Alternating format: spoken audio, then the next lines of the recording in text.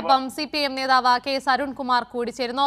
ഈ അരുൺകുമാർ, വീണ്ടും ഈ PM ശ്രീ പദ്ധതിയുമായി മുന്നോട്ട് പോകാൻ തന്നെയാണ് ഈ UDF സർക്കാർ തീരുമാനിച്ചിരിക്കുന്നത്. ഈ തെരഞ്ഞെടുപ്പ് ആയുധമാക്കി മാത്രം ഈ PM ശ്രീയെ ഉപയോഗിച്ചെന്നത് ഒരു തെളിവായി മാറുകയാണ്. ഇപ്പോൾ UDFന്റെ ഈ നിലപാട് മാറ്റം, ഈ പ്രതിപക്ഷത്തിരിക്കുമ്പോൾ ഒന്ന്, ഭരണപക്ഷത്തിരിക്കുമ്പോൾ ഒന്ന് എന്ന ഈ നിലപാട് മാറ്റത്തിൽ തുടരുകയാണ് UDF സർക്കാർ, അല്ലേ?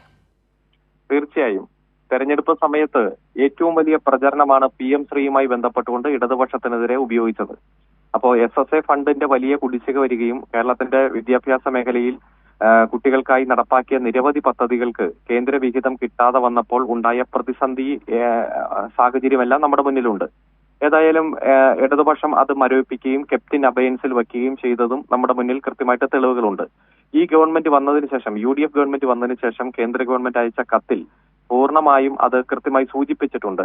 PM ശ്രീയിൽ LDF സർക്കാർ ഒപ്പിട്ടിരുന്നാലും ഈ പദ്ധതിയുമായിട്ട് മുന്നോട്ട് പോയില്ല എന്നും പദ്ധതിയിൽ നിന്ന് പിന്മാറുന്നതുമായി ബന്ധപ്പെട്ടുകൊണ്ട് കത്ത് തന്നതും, അതുകൊണ്ട് പുതിയ ഗവൺമെന്റ് PM ശ്രീയുമായിട്ട് സഹകരിക്കണം, മുന്നോട്ട് പോകണം എന്ന് പറഞ്ഞ കേന്ദ്രം അയച്ച കത്ത് നമ്മുടെ മുന്നിലുണ്ട്.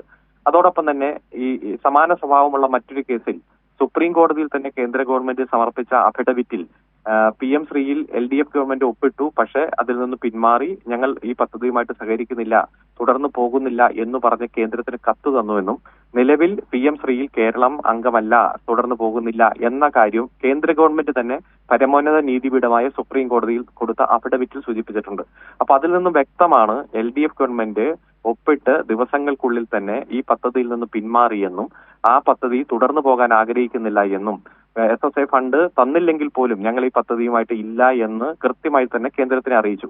എന്നാൽ ഈ വസ്തുതകളെല്ലാം മറച്ചു വെച്ചുകൊണ്ട് വലിയ നുണപ്രചരണം നടത്തിയ UDF, ഞങ്ങൾ UDF അധികാരത്തിൽ വന്നാൽ PM ശ്രീയെ അറബിക്കടലിൽ തള്ളും, അതുപോലെ തന്നെ ചവിറ്റുകൊട്ടയിൽ തള്ളും എന്ന് പ്രസംഗിച്ചത് ഇപ്പം മന്ത്രിയായിട്ടുള്ള KM ഷാജിയും അതുപോലെ തന്നെ കുഞ്ഞാലിക്കുട്ടി സാഹിബും അടക്കമുള്ളവരാണ്.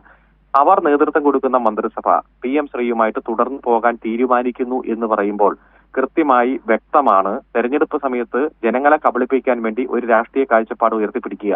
ഇത് തന്നെയാണ് വഖഫ് ബോർഡുമായി ബന്ധപ്പെട്ടുകൊണ്ട് ഇപ്പോൾ ഹൈക്കോടതിയിൽ നിലനിന്ന കേസുമായി ബന്ധപ്പെട്ടുകൊണ്ട് എടുത്ത തീരുമാനം.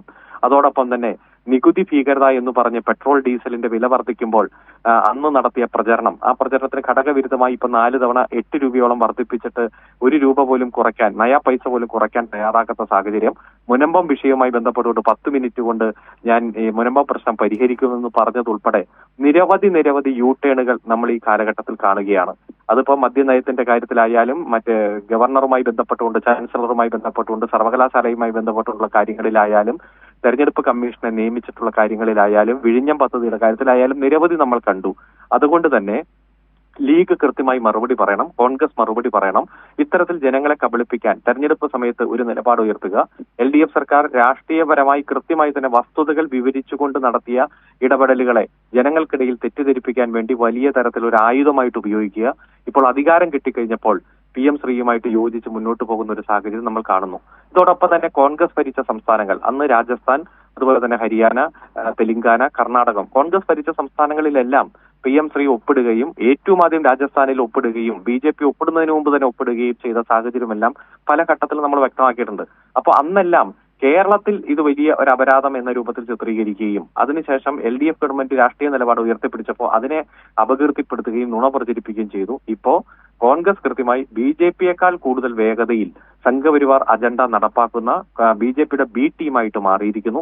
AC വേണുഗോപാൽ പറഞ്ഞതുപോലെ കേരളത്തിൽ ഭരിക്കുന്നത് BJP ഗവൺമെന്റ് ആണോ എന്ന് സംശയിക്കുന്ന തരത്തിലേക്ക് മാറിയിരിക്കുന്നു. KPCCയുടെ ജനറൽ സെക്രട്ടറി PM നിയ സൂചിപ്പിച്ചതുപോലെ RSSന്റെ ഇംഗിതം നടപ്പാക്കുന്ന മന്ത്രിസഭയായി കേരളത്തിലെ UDFന്റെ മന്ത്രിസഭ മാറിയിരിക്കുന്നു എന്ന് തന്നെയാണ് ഇന്ന് മന്ത്രിസഭാ യോഗത്തിൽ PM ശ്രീയുമായി ബന്ധപ്പെട്ടുകൊണ്ട് തുടർന്നു പോകുവാനുള്ള തീരുമാനത്തിലൂടെ വ്യക്തമായിരിക്കുന്നത്. തീർച്ചയായും അരുൺകുമാർ.